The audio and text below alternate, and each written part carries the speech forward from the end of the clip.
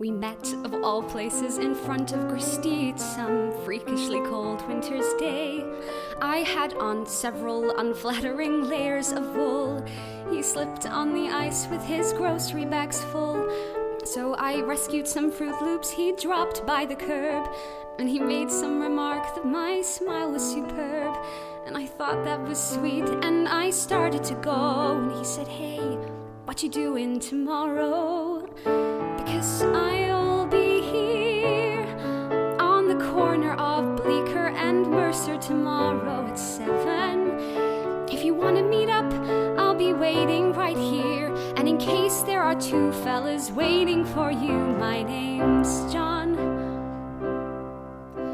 He waved and then he was gone.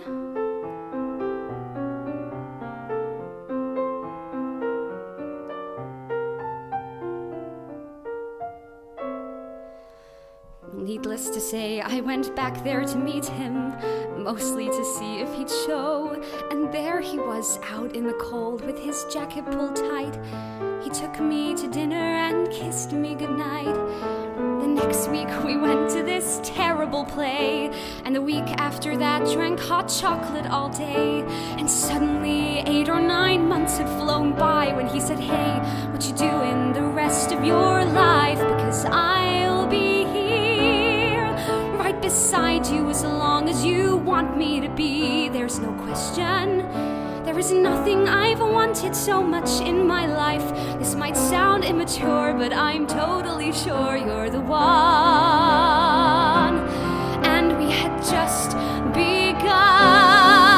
We got hitched in September, our favorite month, with a rock band that played in this old synagogue. And we bought an apartment on West 17th Street, and we talked about children and getting a dog. Our first anniversary came in a flash, and we promised to take the day off.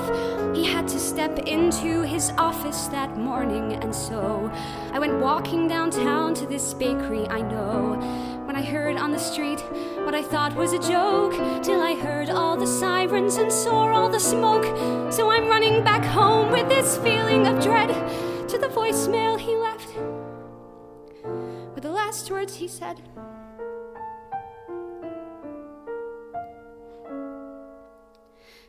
"I'm sorry. I don't mean to ruin your evening by bringing up all of this stuff.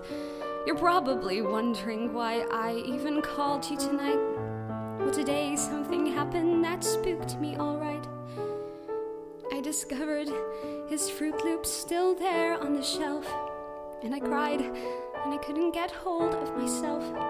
When sure as I breathe, I heard John clear as day saying, 'Hey, you're allowed to move on.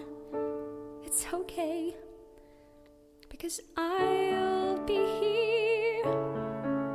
Even if you decide to get rid of my favorite sweater. Even if you go out on my birthday this year, instead of sitting at home, letting all of life's moments pass by. You don't have to cry, because I'll be here when you start going back to the places we went to together. When you take off your ring and you let yourself smile. When you meet someone handsome and patient and true. When he says that he wants to be married to you. When he calls you one night and he meets you downtown, and you finally answer him yes. Yes, Jason, I will marry you. I will give you my heart. It has taken so long, but I'm ready to start. Right now, John's whispering congrats in my ear, 'cause I finally let myself tell you that I will be here.